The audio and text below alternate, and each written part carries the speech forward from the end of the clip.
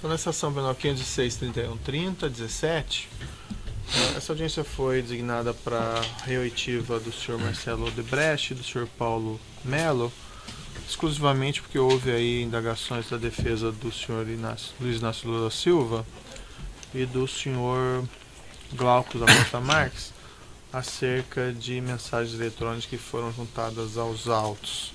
Então, esse ato não é um reinterrogatório, mas apenas propiciar os esclarecimentos. Não é apropriado que isso seja feito por escrito. Então, senhor Marcelo... Excelência, uma questão de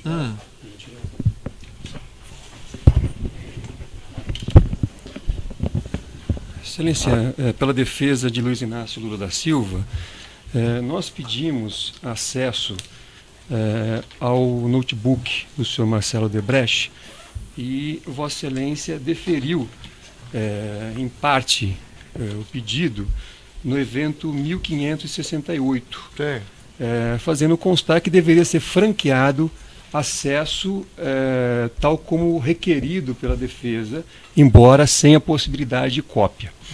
Isso já é, na verdade, um cessamento de defesa, porque viola a paridade de armas. Isso, então, é que, na verdade, esta determinação de Vossa Excelência não foi cumprida pela Polícia Federal. Então, nós apresentamos, na data de ontem, uma petição relatando e documentando que a Polícia Federal não nos deu acesso a esse conteúdo. Então, diante desse cenário, se a audiência é para a finalidade de fazer alguma verificação em relação aos e-mails, a defesa ficou prejudicada porque não teve a defesa apresentou acesso. Perguntas específicas relativas às mensagens que foram já juntadas no processo. A defesa pediu... Essa audiência foi marcada a pedido da defesa. Não. Certo? Não, em é relação verdade, às mensagens que estão nos autos. Então, a audiência vai ser realizada. Tudo bem. A questão relativa a esse material, até onde eu tenho informação, a Polícia Federal permitiu o acesso às mensagens eletrônicas e havia uma controvérsia sobre o restante do material. Certo. Então, a defesa do senhor Luiz Inácio Lula teve acesso às mensagens eletrônicas, à integralidade. Me permita concluir, certo? Excelência. Me permita concluir. Na verdade, há um erro factual. A audiência não foi requerida pela defesa. Não, há um erro da defesa em que pretender apresentar questões por escrito ao senhor Marcelo Odebrecht. Vossa Excelência me permita apenas concluir. Sim. Vossa Excelência pode redarguir, mas me permita pelo menos expor o raciocínio. Então, primeiro, nós não requeremos audiência, nós requeremos a verificação da autenticidade do material. E isso, a defesa... Expressamente, a defesa, eu posso mostrar a petição, juntou perguntas e pediu que fossem respondidas pelo senhor Marcelo Bahia Odebrecht. Vossa Excelência reconsiderou esse despacho? Logo, nos deu acesso. A audiência foi marcada e nós estamos aqui a pedido da defesa. Não, eu insisto que não houve este pedido, Vossa Excelência está equivocado. Então não querem fazer as perguntas ao senhor Marcelo Odebrecht? Não, o que foi pedido pela defesa foi a verificação da veracidade dos e-mails. Aliás, o laudo pericial que foi apresentado apenas verificou das 54 mensagens apresentadas pelo senhor Marcelo Odebrecht, o laudo somente analisou 21 mensagens. É bom que se diga. Então há uma falha. Há perguntas ao Marcelo Bahia? Eu não tenho perguntas porque eu não tive acesso. Eu acho que é um pouco uma brincadeira da defesa. Não, brincadeira não é. A defesa apresenta uma petição com questões escritas dirigidas ao senhor Marcelo Odebrecht, pedindo que sejam respondidas. Aí o juízo, a pessoa, quando ela é acusada, ela é ouvida oralmente no processo. Logo, o juiz marca uma audiência para as perguntas serem realizadas.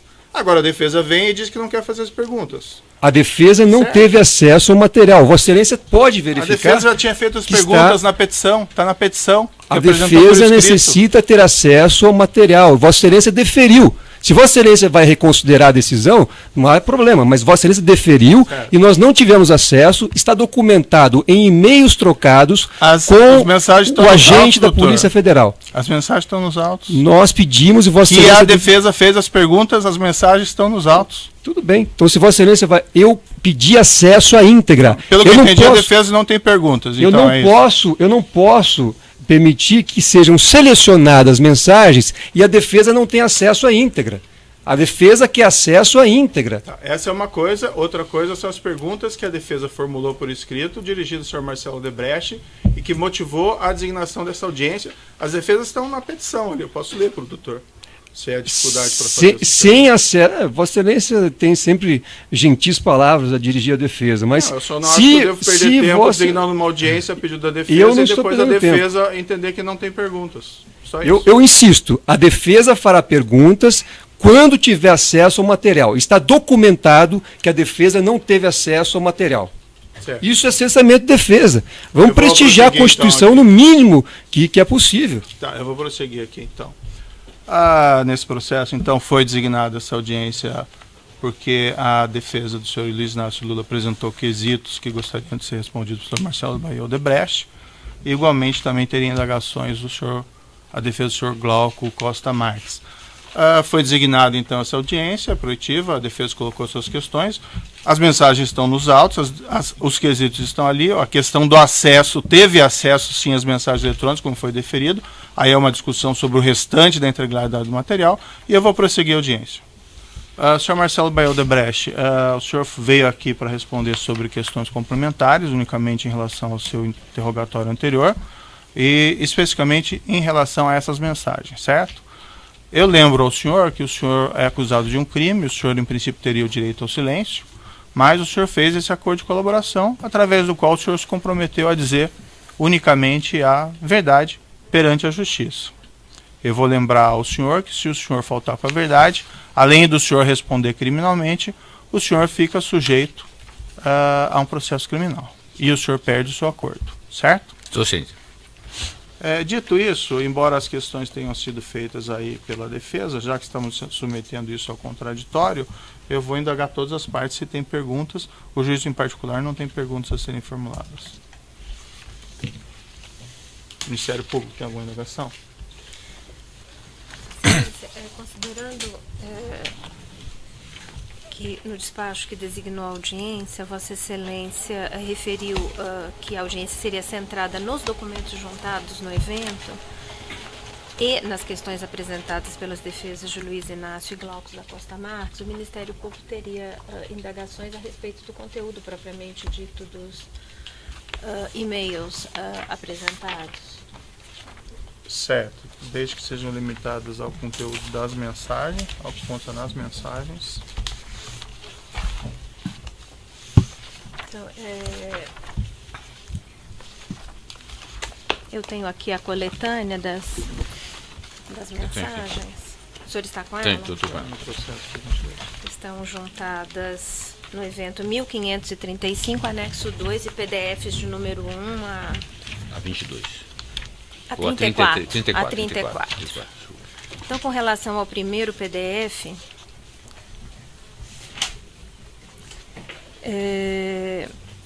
PDF, então, número 1, mensagem do dia 7 de julho, reunião, sua secretária, né, Darcy Luz, informa ao senhor sobre reunião agendada com o senhor Bunlai, e o senhor, então, registra, ok, PM vai estar. O senhor poderia esclarecer? Lembrando o seguinte, na época que eu fiz a minha colaboração, basicamente fiz ela de memória e com alguns poucos documentos que eu consegui obter da empresa. Não tinha acesso ao meu computador. Mas está em linha com aquilo que eu me lembrava. Quer dizer, eu me lembrava que eu tinha, na época, falado esse assunto primeiramente com Paulo Okamoto ou com Bulay. Na época do meu relato, eu não me lembrava quem foi. Depois, à medida que o processo evoluiu, ficou evidente que a pessoa com quem eu conversei primeiro foi Bulay. Não me lembrar dos detalhes dessa primeira conversa, mas aqui ficou claro que essa primeira conversa, ou uma das primeiras conversas com Bulay, já envolveu o Paulo Melo. Então, quer dizer, provavelmente o Bulay deve ter tido uma conversa comigo sobre esse assunto, e depois dessa conversa que eu tive com o Bulay, se marcou esta outra reunião, onde eu já perguntei se Paulo Melo ia estar presente. Provavelmente já era uma segunda reunião, depois daquela minha primeira com o Bulay, onde o Paulo Melo eu já apresentaria Paulo Melo ao Bulay e a partir daí ele prosseguiria. Então, para mim, é isso que foi evidente aqui. Quer dizer, foi uma reunião com o Bulay e Bulay era basicamente com Paulo Melo. Eu só tinha esse assunto com Paulo Melo que tem a ver com o Bulay. Então, foi o início, foi inclusive o primeiro e-mail que eu encontrei sobre o tema do Instituto Lula. Certo. Prosseguindo para o segundo PDF, página 2. Perfeito. Paulo Melo, o senhor indaga a Paulo Melo alguma evolução em e-mail cujo título é prédio institucional. O senhor está se referindo à Rua Verbeck, Brandão? Sim, sempre.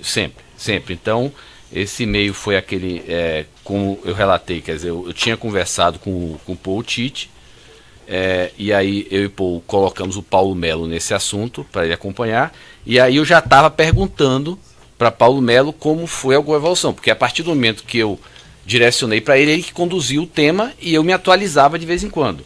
Aí é importante dizer o seguinte, que ele já falou assim, evoluir na estruturação com MG.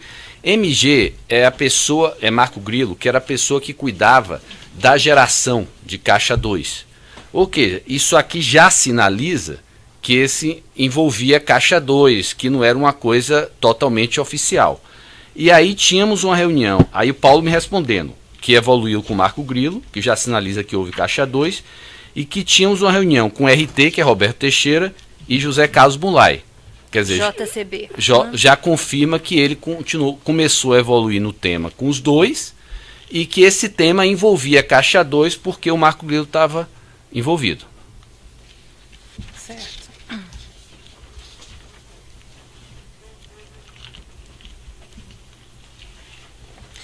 O Roberto Teixeira pediu esse adiamento da reunião? O senhor falou diretamente com ele? Não, eu digo, esses detalhes eu não me lembrava. Lógico que fica claro por esse e-mail que, na verdade, eu estava perguntando como é que o assunto estava indo e, na verdade, Roberto Teixeira falou com o Paulo. É aquela parte. Provavelmente eu perguntei, logo depois eles tiveram a reunião. Quer dizer, esses detalhes aí eu não me lembrava. Quer dizer, a partir daí o tema foi conduzido por Paulo, com Roberto Teixeira e Zé Carlos Mulay. Em vários e-mails fica claro, por exemplo, Zé Carlos Mulay, em alguns e-mails aparece como Mulay, em outros aparece como agricultor, em outros aparece como pecuarista. O Roberto Teixeira aparece como RT ou advogado. Então, em vários momentos, eu, na verdade, perguntando a Paulo como o assunto evoluiu. Paulo conduziu esse assunto com Roberto Teixeira e Mulay. Eu, na verdade, nem me lembrava que Mulay... eu me lembrava que Roberto Teixeira conduziu esse assunto, mas eu pensei que Mulay tinha falado no início e depois se desligado do tema.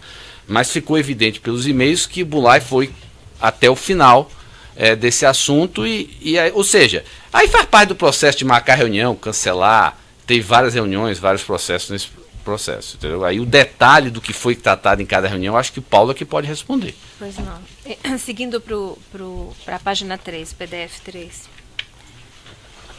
O senhor pergunta, há um outro assunto aqui em pauta nesse e-mail, mas o senhor pergunta a propósito, o pecuarista advogado evoluíram em algo?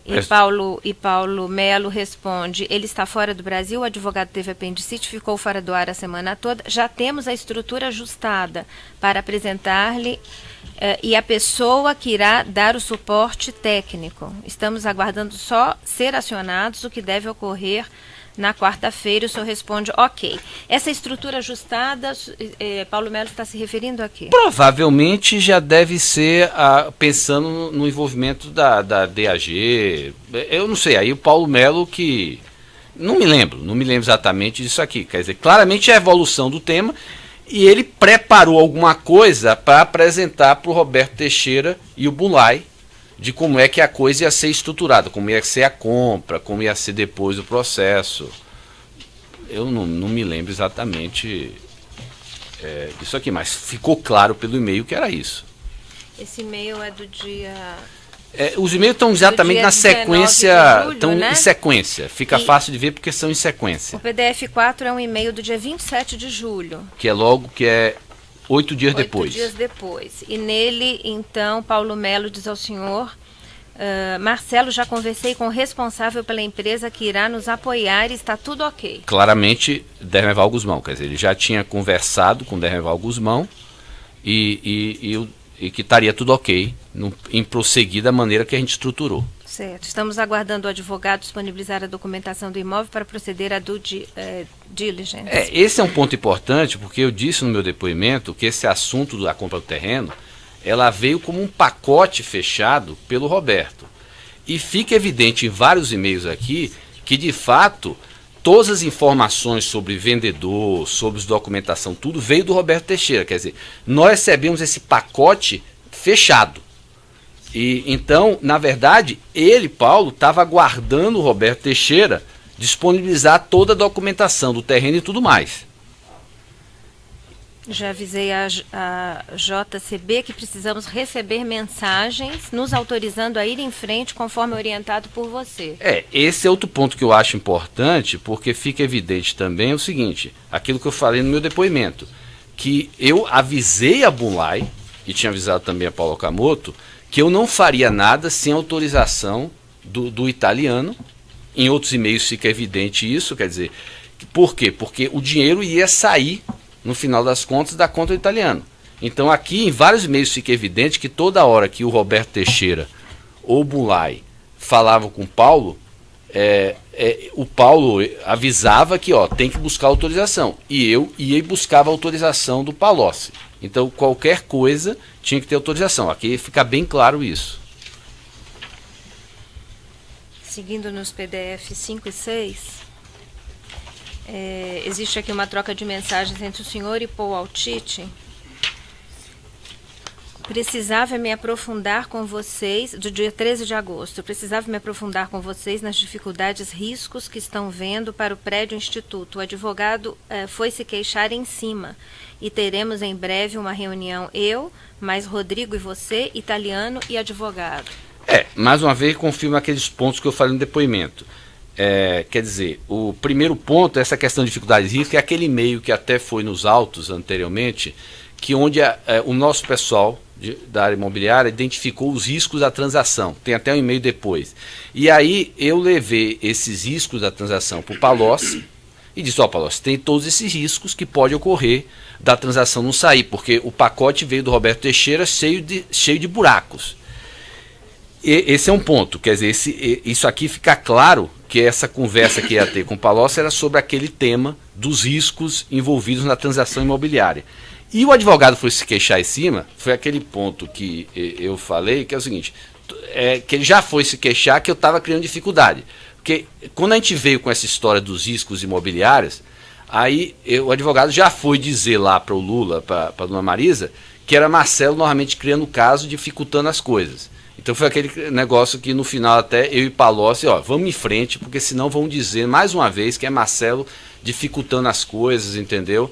Então foi isso aí. Quer dizer, aqui em cima é o ex-presidente Lula e Marisa Letícia. Exatamente. Era o advogado, quer dizer, quando eu mencionei, foi Roberto Teixeira indo se queixar Lula e Marisa que Marcelo está criando caso para fazer uma coisa a pedido do presidente. Que foi aquilo que eu falei no depoimento, que sempre tinha esse problema, que eu criava o caso, aí o presidente ia e meu pai intercedia e a gente acabava tendo que fazer. O Paul Altite responde ao senhor, volto a insistir o que tenho dito ao Grilo e ao Paulo. A relação do cliente com o proprietário estruturado do ativo precisa ser a prova de fogo, não pode deixar rastro óbvio. Que era uma preocupação desde o início, de a gente não que por isso até a ideia de que esse assunto evoluísse com a DAG, porque nós não queríamos ficar exposto. Mas também, ao mesmo tempo, nós tínhamos preocupação em não expor desnecessariamente a DAG. Então, isso é uma preocupação que tinha. Quando ele diz a relação do cliente, ele está se referindo, então... A relação do cliente, ele está se referindo ao Instituto Lula. E o proprietário estruturado é a DAG. É a DAG. Nesse mesmo PDF, aí, no mesmo contexto, o senhor encaminha mensagem a Paulo Melo, precisava me aprofundar com vocês mesmo. É a mesma. É a mesma, porque na verdade... é a mesma replicada para ele separadamente. Cada um respondeu de uma maneira diferente. Separadamente. A resposta do Paulo Melo é ok. Quando você puder, na verdade temos poucos dados, o advogado ficou de nos contatar para passar a documentação, Exato. Está se referindo a Roberto Teixeira, como o senhor já disse. Exatamente.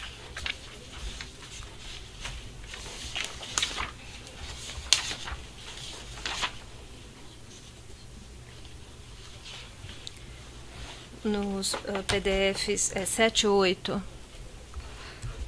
uma mensagem de Paulo Melo, Essa aqui é dirigida ao senhor também. Prezados Bira e Huberto, favor programar pagamentos conforme cronograma abaixo, as datas e o valor de 1.057.920. Projeto institucional São Paulo, responsável Paulo Melo. Marcelo, por favor, replicar o e-mail autorizando. Este e-mail, eu acho ele importante e bastante relevante, porque, na verdade, ele comprova exatamente aqueles documentos que foram encontrados no Drauzio e no MyWebDay, que dizia que esse era um assunto meu, coordenado por Paulo Melo. Exatamente o que está naqueles documentos do Drauzio e do MyWebDay que eu juntei aos autos. Eu não me lembrava desse e-mail na época, entendeu? Mas ficou agora mais fácil ainda de ver. E este e-mail, ele claramente em cima, ele diz o seguinte, que é uma conta de HS, que é uma conta de Huberto Silva, e debita 3 fontes distintas. Porque naquela época a planilha italiana ela só tinha 3 fontes, ela ainda não tinha a 4ª fonte, que era o HV, que só foi feito depois. Ela tinha uma conta que era BK, LM e BJ, que eu já expliquei. Aí, Excelência, me permite só um ponto que eu acho importante aqui, que é o seguinte, quando é muita dificuldade para fazer essas pesquisas. O senhor, para ter, eu peguei, eu não imaginava, na verdade, quando eu recebi esse computador, eu tive acesso a ele 2 semanas antes de sair da custódia, tá? E aí, quando eu vi a quantidade de informação, e pelas limitações da custódia de ter acesso ao computador, eu disse, vou deixar para receber em casa. Quando eu recebi em casa, já era final então de dezembro, o que aconteceu? Eu vi que com o programa que veio da PF, que ele cria vários processos de log para você garantir a veracidade, ia ser basicamente impossível fazer uma pesquisa, porque estavam falando mais de 600 mil documentos. Por quê? Porque a PF ela conseguiu recuperar tudo que foi apagado desde 2002 do computador. Aí eu disse, olha, não dá.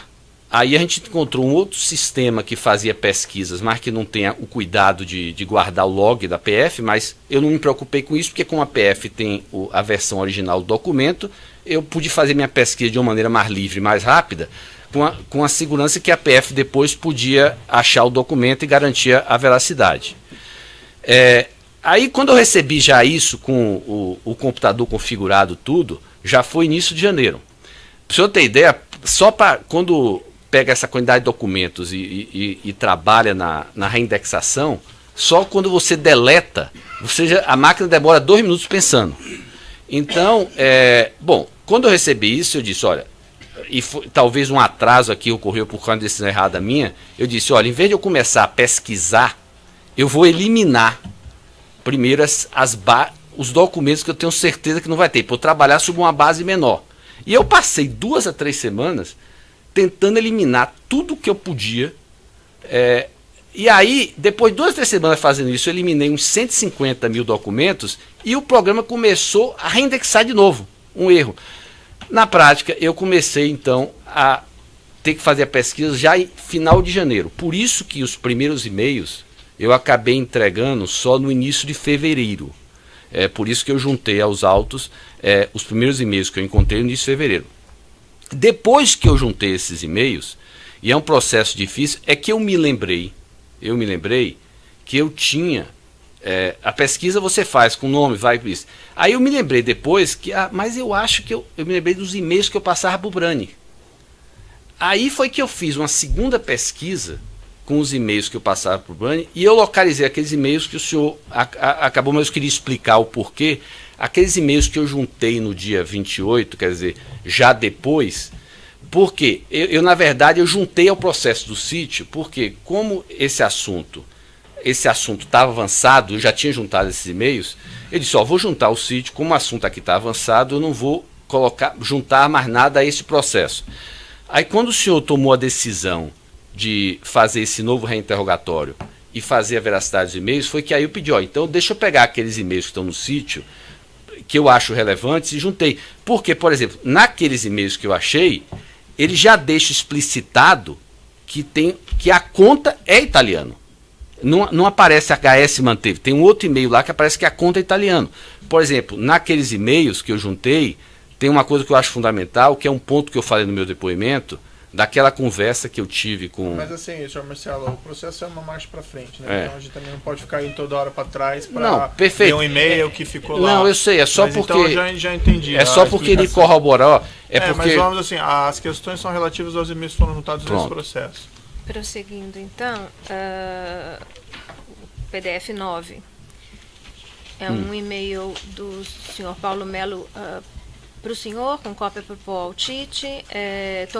Marcelo, tomamos todas as providências para a conclusão do assunto Perfeito. do prédio institucional hoje, a pedido do interessado, por questões de documentação dele. O closing foi adiado para quinta-feira, o senhor então toma conhecimento. Eu acho importante aqui deixar claramente que mostra mais uma vez que tudo vinha do Roberto Teixeira, quer dizer, o nosso pessoal não conseguia fazer nada porque todo o pacote, o acerto com os vendedores, tudo vinha com o Roberto Teixeira. Então, quando o senhor diz pedido do interessado, é Roberto Teixeira. Entendeu? Certo. Seguindo agora os PDFs de 10 a 17, que é uma sequência de Que é aquele negócio dos riscos. Relativos ao documento que foi impresso para encaminhar ao Palocci, que é exatamente Palocci. aquela questão dos riscos. E aí fica claro que a gente contratou um advogado externo para avaliar os riscos. Ele pedia as informações. José Américo Espínola. Ele pedia as informações, porque ele está avaliando a questão do risco imobiliário. E aí ele fazia avaliação, pedia as informações, e a gente não tinha as informações, porque essas informações estavam com o Roberto Teixeira. E fica evidente nesses e-mails que o Paulo Melo confirma aquilo que eu falei, quer dizer, que o risco, na verdade, o Palocci resolveu assumir o risco, quer dizer, o Instituto Lula resolveu assumir o risco, e a gente tocou o assunto mesmo sabendo dos riscos imobiliários.